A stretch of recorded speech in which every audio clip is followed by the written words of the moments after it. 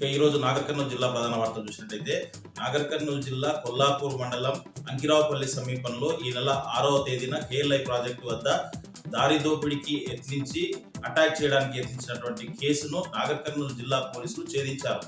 ఈ సందర్భంగా ఎస్పీ గైక్వాడ్ వైభవ్ రఘునాథ్ మాట్లాడుతూ పెంట్లవల్లికి సంబంధించినటువంటి నలుగురు స్వర్ణకార వృత్తి చేసుకుంటూ వాళ్ళు గురువారం కావడంతో సెలవు కావడంతో వాళ్ళు హైదరాబాద్కి వెళ్ళి కావాల్సినటువంటి బంగారు వెండి తీసుకొచ్చుకొని నగలు తీసుకొచ్చుకొని వాళ్ళు పెండ్లవెల్లిలో వ్యాపారం చేసుకునేవారని చెప్పేసి వాళ్ళు వెళ్తున్నటువంటి క్రమంలో గమనించినటువంటి పెండ్లవెల్లికి చెందినటువంటి ఒక వ్యక్తితో పాటు మరొక 8 మంది మొత్తం 9 మంది కలిసి వాళ్ళు రిటర్న్గా బంగారం నగలు తీసుకొస్తున్నటువంటి వారిని వాళ్ళు ఫాలో అవ్వకుంటూ వచ్చి కొల్లాపూర్ మండలం అంకిరావుపల్లి సమీపంలోని కేఎల్ఐ ప్రాజెక్టు వద్ద పెద్ద రాళ్ళు అవన్నీ కూడా పెట్టుకొని ఆ కారు పైన అటాక్ చేసి వాళ్ళ దగ్గర ఉన్నటువంటివి లాక్కోవడానికి ప్రయత్నించగా చాకచక్యంగా ఆ నలుగురు కూడా తప్పించుకొని పోలీస్ స్టేషన్లో ఫిర్యాదు చేయడంతో పోలీసులు చాకచక్యంగా ఈరోజు అదుపులోకి తీసుకొని వాళ్ళ పైన కేసు నమోదు చేసి రిమాండ్కి పంపించినట్టు తెలిపారు. వారి వద్ద నుంచి బంగారం వెండి కూడా కొంత రికవరీ చేసినట్టు కూడా పోలీసులు తెలిపినటువంటి పరిస్థితి. మొత్తంగా ఈ దారి దోపిడీకి పాల్పడ్డ వాళ్ళు గతంలో కూడా చాలా కేసులు వీళ్ళ పైన ఉన్నాయని చెప్పేసి ఎస్పీ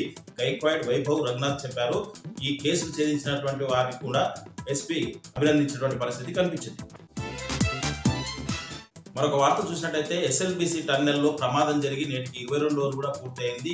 అందులో చిక్కుకున్న 7 మంది ఈ రోజు కూడా వాళ్ళ ఆచూకీ లభించకపోవడంతో వాళ్ళ కుటుంబాలన్నీ కూడా తల్లడిల్లుతున్న పరిస్థితి కనిపిస్తూ ఉంది. ఒక్క మృతదేహం మాత్రం వెలికి తీయగలిగారు. మరొక 7 మంది అందులోనే ఉండిపోవడం, వాళ్ళ ఆచూకీ లభ్యం కాకపోవడంతో ఇక్కడంతా కూడా దాదాపుగా ఆ రోజు 600-700 మంది ఇక్కడ రిస్క్ చేస్తున్నప్పటికీ కూడా ఫలితం శూన్యం అని చెప్పవచ్చు. దీనికి సంబంధించి ఇక్కడ పనిచేసే వారు కూడా వాళ్ళు చాలా ఇబ్బందులు పడుతున్నటువంటి పరిస్థితి కనిపిస్తూ ఉంది. ఎన్ని రోజులు ఈ డ్యూటీ అని చెప్పేసి కూడా వాళ్ళు ఆవేదన వ్యక్తం చేస్తున్నటువంటి పరిస్థితి కనిపిస్తూ ఉంది. సహాయక చర్యలు లోపలికి వెళ్ళాలంటే ప్రమాద స్థాయి పరిస్థితులు ఉన్నాయని చెప్పేసి వాళ్ళు భయాందోళనకు గురవుతున్న పరిస్థితి కనిపిస్తూ ఉంది.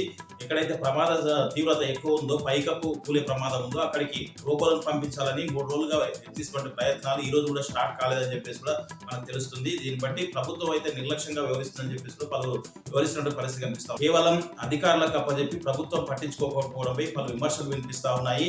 ప్రభుత్వం ఇప్పటికైనా స్పందించి దానిపైన ఒక ప్రకటన చేసి వాళ్ళ కుటుంబాలను అన్ని విధాలా ఆదుకోవాలని చెప్పేసి కూడా పలువురు డిమాండ్ చేస్తున్న పరిస్థితి కనిపిస్తుంది.